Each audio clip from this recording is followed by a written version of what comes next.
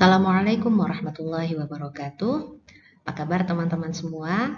Alhamdulillah kita bisa bertemu kembali dalam materi mata kuliah pengantar hukum keluarga. Pada pertemuan sebelumnya kita sudah membahas mengenai pengelompokan nas menjadi nas normatif universal dan nas praktis temporal, di mana nas normatif universal memiliki ciri-ciri bersifat prinsip umum dan juga tidak terikat dengan konteks, sedangkan nas yang praktis temporal dia bersifat rinci, dapat diterapkan secara langsung dan senantiasa terikat konteks. Nah, pada materi di kesempatan kali ini kita akan membahas mengenai bagaimana cara memahami kedua nas tersebut. Pertama, mengenai nas normatif universal. Untuk memahami nas dalam kelompok ini, maka kita harus menggali prinsip apa yang dimuat di dalam nas tersebut. Contohnya dalam surah Al-Ikhlas ayat pertama yang berbunyi Qul huwallahu ahad. Katakanlah dia Allah yang Maha Esa. Dalam ayat ini dapat kita gali bahwasanya ayat ini menyatakan tentang prinsip tauhid.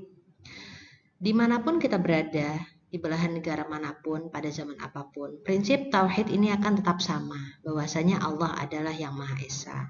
Sedangkan untuk nas praktis temporal, ada dua langkah yang harus kita lakukan.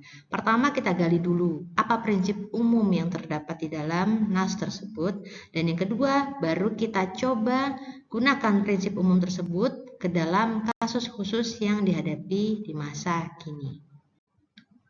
Sekarang kita masuk ke dalam contoh memahami nas praktis temporal.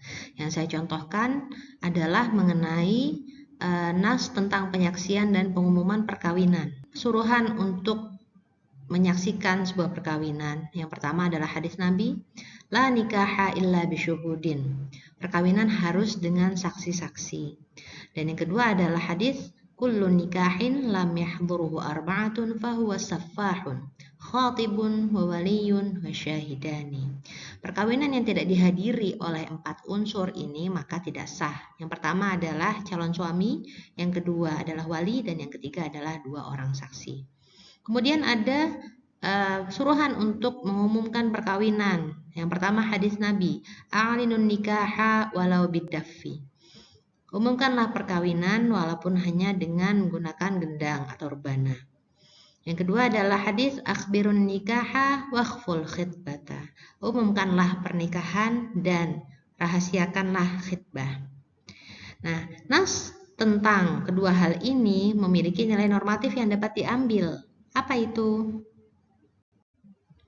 Nilai normatif yang dapat diambil adalah bahwasanya perlu ada bukti untuk menjamin hak para pihak, baik itu suami, istri, maupun anak-anak mereka kelak. Dengan adanya perintah mengumumkan dan menyaksikan perkawinan, maka diharapkan tidak ada keraguan bahwasanya mereka sudah menjadi pasangan suami istri yang sah. Tidak ada fitnah ketika mereka berdua-duaan di dalam suatu ruangan. Tidak ada alasan untuk suami tidak memberikan nafkah kepada istrinya dengan alasan bahwasanya perempuan tersebut bukan istrinya, karena orang-orang sudah menyaksikan dan sudah tahu bahwasanya mereka adalah pasangan suami istri yang sah. Nah, nilai yang telah kita gali tadi merupakan nilai dari nas praktis temporal. Bagaimana kemudian jika kita ingin mengaplikasikannya di masa sekarang? Di masa kini, peran perlindungan hak bagi para pihak dalam perkawinan salah satunya diambil alih oleh pencatatan perkawinan. Jika perkawinannya tercatat di negara, maka seorang istri dapat memperjuangkan hak-hak yang tidak dilaksanakan oleh suaminya. Oleh karena itu, maka kemudian pencatatan perkawinan hukumnya disamakan dengan hukum mengadakan walimah atau hukum mendatangkan saksi dalam sebuah pernikahan. Sekian materi yang dapat saya sampaikan. Jika ada pertanyaan silakan tulis di kolom komentar. Sampai bertemu kembali dalam materi selanjutnya. Assalamualaikum warahmatullahi wabarakatuh.